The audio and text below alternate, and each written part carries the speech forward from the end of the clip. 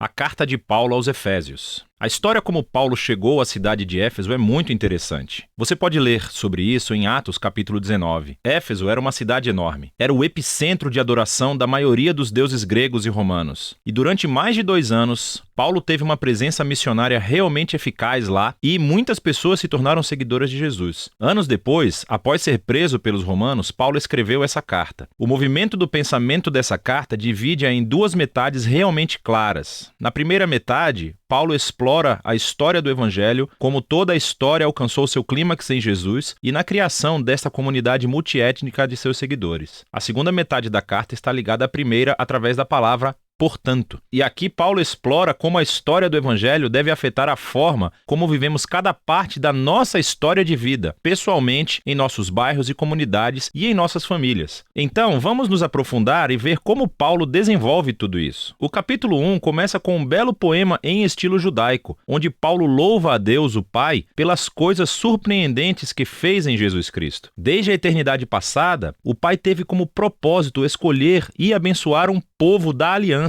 Pense aqui na família de Abraão, em Gênesis, capítulo 12, versículos 1 a 3. E agora, através de Jesus, qualquer pessoa pode ser adotada nessa família. A morte de Jesus cobre os nossos piores pecados, os nossos piores fracassos, e em Jesus encontramos a graça de Deus. Na verdade, Paulo diz que essa graça abriu um modo totalmente novo de entendermos cada parte de nossas vidas. Ele diz no capítulo 1, verso 10, que o propósito de Deus era unificar todas as coisas no céu e na terra sob Cristo, que é um título que significa Messias. O plano de Deus sempre foi ter uma enorme família de seres humanos restaurados, unidos em Jesus, o Messias. Esse propósito divino se tornou claro, diz Paulo, quando fomos primeiramente transformados naquela família. E aqui ele está se referindo aos judeus étnicos e à família de Abraão. Mas então Paulo fala sobre vocês, e aqui ele quer dizer não-judeus. Todos vocês ouviram sobre Jesus e a salvação através dele, e foram trazidos para essa família pela obra do Espírito Santo. E assim, aqui, ele está se referindo aos eventos relatados nas histórias dos Atos, sobre como o Espírito de Deus reuniu judeus e não-judeus em uma única família em Jesus, tal como Deus prometeu a Abraão há muito tempo atrás. Note também como, nesse poema, Paulo começa falando sobre Deus o Pai, e depois sobre Jesus o Filho, e aqui no final sobre o Espírito. Os 3 trabalham juntos quando Paulo conta a história do Evangelho. É muito legal. Depois do poema, Paulo responde com uma oração. Ele ora para que esses seguidores de Jesus não apenas conheçam, mas experimentem pessoalmente o poder do Evangelho. Que eles sejam energizados pelo mesmo poder que ressuscitou Jesus dos mortos e o colocou como a cabeça exaltada de todo o mundo. Agora, no capítulo 2, Paulo retrocede e desenvolve algumas ideias-chave do poema do capítulo 1, especialmente sobre a graça de Deus e essa nova família multiétnica de Jesus. Ele começa recontando a história de como esses cristãos não-judeus conheceram Jesus. Antes de ouvir sobre Jesus, eles estavam fisicamente vivos, mas estavam espiritualmente mortos. Eles estavam presos em uma vida de egoísmo e sem propósito, e estavam sendo enganados pelas forças espirituais do mal. Mas, surpreendentemente, Deus, em seu grande amor e misericórdia, os salvou. Ele perdoou todos os seus pecados e juntou as suas vidas à vida de ressurreição de Jesus, e ele também os trouxe de volta à vida. E agora, tendo sido criados como novos seres humanos através de Jesus, eles têm a alegria de descobrir todos os novos chamados, propósitos e tarefas que Deus colocou diante deles. Eles não só foram presenteados com a graça de Deus, como também foram convidados para uma nova família. Antes de ouvir sobre Jesus, esses não-judeus não estavam apenas afastados de Deus, eles estavam separados do seu povo da aliança, da família de Abraão. E por uma razão muito prática, os mandamentos da aliança do Sinai formavam uma linha divisória ao redor dessa família. Eles eram como uma barreira que mantinha a maioria dos não-judeus afastados. Mas em Jesus, as leis da Torá foram cumpridas e a barreira foi removida. Os 2 grupos étnicos se tornam, como Paulo afirma, uma nova humanidade unificada, capaz de viver em paz. Então, Paulo continua no capítulo 3 a se maravilhar com o papel único que ele teve de espalhar essa boa notícia para o povo não-judeu. E mesmo estando na prisão, ele agradece a Deus pela chance que teve de ver essa família da aliança crescer tanto. Então, Paulo termina a primeira metade da carta com outra oração. Dessa vez, ele ora para que os seguidores de Jesus sejam fortalecidos pelo Espírito de Deus para simplesmente compreender e entender o amor que Cristo tem pelo seu povo. A segunda metade da carta começa com Paulo mudando de ritmo, e ele começa a desafiar o leitor a responder à história do Evangelho pela maneira como vive a sua própria história de vida. Então ele começa no capítulo 4 com a vida cotidiana da igreja. A igreja é uma grande família com muitos tipos diferentes de pessoas, mas ele enfatiza que eles são um, e um é a palavra-chave nesse capítulo. Eles são um corpo que é unificado por um espírito. Eles têm um só Senhor com uma fé. Eles têm um batismo. Eles acreditam em um Deus. Isso é muita união. No entanto, diz Paulo, a unidade não é a mesma coisa que uniformidade. Ele continua a explorar como a nova família de Jesus consiste em muitos tipos de pessoas muito diferentes, mas todos são capacitados pelo único Espírito Santo, cada um usando seus talentos e paixões únicas para servir e amar uns aos outros e para edificar a igreja. E aqui ele usa duas metáforas muito legais. Uma é a construção da igreja como um novo templo, e a segunda é que todos estão se tornando uma nova humanidade, com Jesus como a cabeça. E essa nova humanidade é uma metáfora que ele vai usar nos próximos capítulos. Paulo desafia todo cristão a retirar a sua velha humanidade como um conjunto de roupas velhas e a revestir-se de sua nova humanidade na qual a imagem de Deus está sendo restaurada. E ele então segue para essa longa sessão onde ele compara a humanidade nova e velha. Então, em vez de mentir, novos humanos falam a verdade. Em vez de guardar raiva, eles resolvem seus conflitos pacificamente. Em vez de roubar, os novos seres humanos são generosos. Em vez de fofocar, eles encorajam as pessoas com suas palavras. Em vez de se vingar, os novos seres humanos perdoam. Em vez de gratificar todo o impulso sexual, os novos seres humanos cultivam o autocontrole de seus desejos corporais. Em vez de ficar bêbados, os novos seres humanos vivem sob a influência do Espírito de Deus. E ele explica como era essa influência